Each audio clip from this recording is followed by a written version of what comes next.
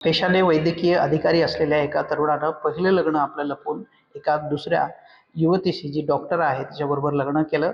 तिची फसवणूक केली, त्यांच्याकडून मोठ्या प्रमाणात हुंडा उकळला आणि ही सगळी गोष्ट पहिलं लग्न झाल्याची माहीत झाल्यानंतर त्यांच्यामध्ये आता काडीमोड येण्याची वेळ झाली आहे. काडीमोड संसारात होण्याची वेळ आलेली आहे. एकूणच लातूरच्या MIDC पोलीस ठाण्यामध्ये या डॉक्टर नागेश ढवळेच्या विरोधामध्ये फसवणुकीसह विविध कलमांवर गुन्हा दाखल केला. त्यांच्या कुटुंबातील 9 जणांवर गुन्हा दाखल केलेला आहे की त्यांना ही सगळी बाब अगोदर माहीत होती.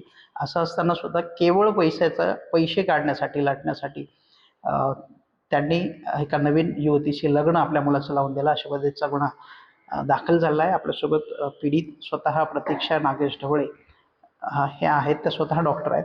काय तुमच्यासोबत हे कसं घडलंय आणि काय सांगाल? कशा पद्धतीनं, तुम्हाला माहिती नव्हतं का अगोदर त्यांचं लग्न वगैरे झालंय? नाही, आम्हाला काहीच माहिती नव्हतं की नागेश भगवान ढवळे यांचं लग्न पूर्वी झालेलं आहे. ते जेव्हा नागेशचं स्थळ आलं तेव्हा त्यांनी आम्हाला अविवाहित असं दाखवलेलं होतं. तर माझं लग्न डॉक्टर नागेश भगवान ढवळे यांच्यासोबत 12/3/2023 रोजी गुंडेगावकर मंगल कार्यालय नांदेड येथे पारंपरिक रीतिरिवाजाप्रमाणे झालं. लग्नानंतर मी Raj apartment H flat number 311 cancer हॉस्पिटलच्या बाजू शिडको येथे राहायला मला सासू-सासऱ्यासोबत मी राहत होते. मग तिथंही माझा शारीरिक मानसिक छळ करण्यात आला. मला हुंड्यासाठी प्रचंड त्रास देण्यात आला आणि नागेश ढवळे हा स्वतः पुण्याला राहत होता आणि मी त्याला कधी विचारलं मला का सोबत घेऊन जात नाही, तो तेव्हा वेगवेगळे कारण देऊन तो टाळत होता. त्याच्या आईवडिलांनाही विचारलं तर ते माझ्यावर अंगावर धावून येत होते आणि तुला आमच्यासोबत राहायला काय प्रॉब्लेम आहे, अशा प्रकारे मला बोलत होते. मग लग्नाच्या काही महिन्यानंतर मला असं समजले की डॉक्टर नागेश भगवान ढवळे याचे माझ्या आधीच जया अजय कुमार जयस्वाल या महिलेशी प्रेमविवाह झालेला होता.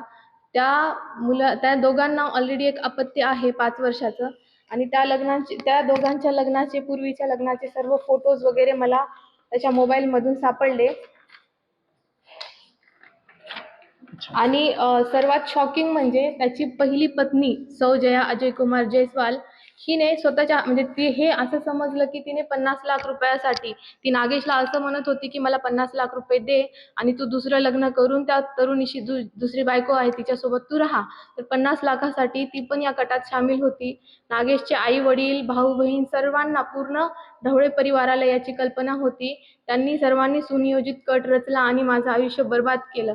डॉक्टर नागेश भगवान ढवळे याचं पहिलं लग्न झालेलं असताना फक्त आणि फक्त पैशाच्या हव्यासापोटी माझ्याशी दुसरं लग्न केलं आणि माझं पूर्ण आयुष्य बर्बाद झालं. प्रचंड मानसिक ताणतणाव मी सहन करत आहे मागच्या 3 वर्षापासून. जसं मला कळालं की त्याचं ऑलरेडी लग्न झालेलं आहे, मी लगेच पोलीस स्टेशनमध्ये धाव घेतली आणि त्याच्या विरोधात गुन्हा दाखल केला. तसेच डॉक्टर नागेश भगवान ढवळे जिथे जॉब करतो, प्राथमिक आरोग्य केंद्रे टाकवे बुद्रुक, तालुका मावळ, जिल्हा पुणे येथे मी जाऊन त्यांच्या वरिष्ठांना निवेदन दिलं. त्यांना माझ्यासोबत झालेला प्रकार सांगितला. त्यांना माझ्यासोबत झालेल्या फसवणुकीचे मी सर्व पुरावे दिले. वरिष्ठांनी याची गांभीर्याने दखल घेऊन मी दिलेल्या पुराव्याची, सर्व गोष्टींची त्यांनी शहानिशा केली, पडताळणी केली आणि डॉक्टर नागेश भगवान ढवळे यांना शासकीय सेवेतनं निलंबित करण्यात आलेलं आहे. माझं एवढंच म्हणणं आहे की जे माझ्यासोबत झालंय ते इतर महिलांसोबत होऊ नये. दुसऱ्यांच्या घरच्या मुली म्हणजे काही खेळणं नाहीयेत, काही रस्त्यावर पडलेल्या नाहीयेत. आई वडील एवढं कष्टाने मोठं करतात आणि नागेश भगवान ढवळे, विमल ढवळे, भगवानराव ढवळे, जया अजय कुमार जयस्वाल असे नालायक मुलं, असे नालायक माणसं आयुष्याची माती करून जातात. प्रचंड त्रास सहन करत आहे मी. आता काय मागणी काय आहे तुमची? आता काय वाटतं? मला योग्य तो न्याय देण्यात यावा. जे माझ्यासोबत घडले ते इतर मुलींसोबत घडू नये. मी एक सुशिक्षित महिला आहे, माझ्या आई वडिलांचं पाठबळ आहे म्हणून मी कसं तरी लढते. सर्व मुलींना नाही पाठबळ मिळत. गरीब घरच्या मुलींसोबत असं झालं तर काय करायचं? महिलांनी किती त्रास सहन करायचा? आज नालायक लोकांना काहीच वाटत नाही, कशाचीच यांना लाज नाहीये. सरळ आयुष्य बर्बाद केलं आणि आज सुखाने जगतोय पहिल्या बायकोसोबत. काय गरज होती याला पहिलं लग्न असताना माझ्याशी फसवणूक करण्याची? सगळं होतं याच्याकडे, पैसा होता, सगळं होतं, फक्त पैशाच्या हव्यासापोटी केलं यानं. माझं अख्खं आयुष्य बरबाद झालं. मी काय करू आता? हुंड्याची मागणी किती झाली होती काय? नागेश ढवळे हा मी सांगितल्याप्रमाणे टाकवे बुद्रुक PSC ला कामाला होता. मग सासू बोलली की तो जास्त दिवस सरकारी नोकरी नाही करणार, त्याला हॉस्पिटल बांधायचं, त्यामुळं मला आई वडिलांकडनं 40 लाख रुपये घेऊन ये म्हणून सतत माझ्या मागे तगादा लावला होता. आणि जसं लग्न झालं मला तो कधीच पुण्याला घेऊन गेलेला नाही. मला सासू सासऱ्यांसोबत इथं ठेवलेलं राज अपार्टमेंटला, आणि तो पहिल्या बायकोसोबत हिंजवडीला छान आरामात राहत होता. आणि कंटिन्यू सासू सासरे सगळे जावा नणंद सगळे मला पैशासाठी प्रचंड त्रास देत होते. माझं शिक्षण बंद केलं त्यांनी, माझे दागिने काढून घेतले. एवढंच नाही, मला ह्यांनी जन्मतारीख सुद्धा खोटी सांगितली आम्हाला. ही नागेश ढवळे याची 1988 जन्मतारीख, हा बायोडाटा आम्हाला दाखवलेला त्यांनी. हा दुसरा बायोडाटा 1987 जन्मतारीख आहे इथं. हा त्याचा नोकरीच्या ठिकाणचा हे आय कार्ड, इथं 1986 जन्मतारीख आहे.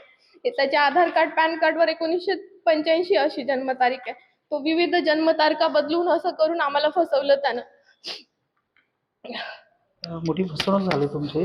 यापूर्वी सुद्धा वैष्णवी हागवणीच्या निमित्तानं मोठं महाराष्ट्रातल्या सगळ्या विवाहितेवर कशा पद्धतीचे अत्याचार होता याची मालिका समोर आली होती. त्यापैकीच एक प्रतीक्षा ढवळे यांचीही मोठी फसवणूक झाल्याचं पाहायला मिळतंय.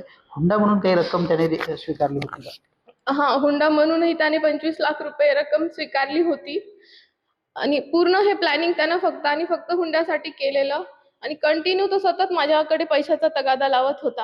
आणि त्यापेक्षाही मेन म्हणजे त्यानं पहिलं लग्न झालेलं असताना, एक अपत्य असताना एवढी गोष्ट त्यानं मोठी गंभीर स्वरूपाची फसवणूक केली, एवढी गोष्ट लपवून आमच्याशी.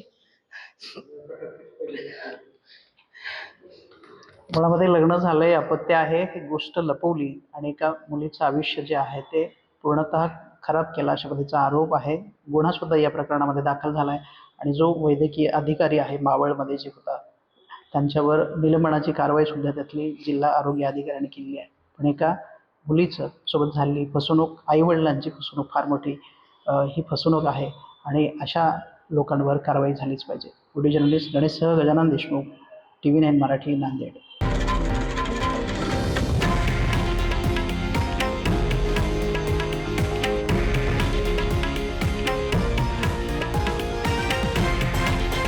हे आहे देशातील नंबर 1 न्यूज नेटवर्क आणि आपण पाहत आहात TV9 मराठी, एकमेव.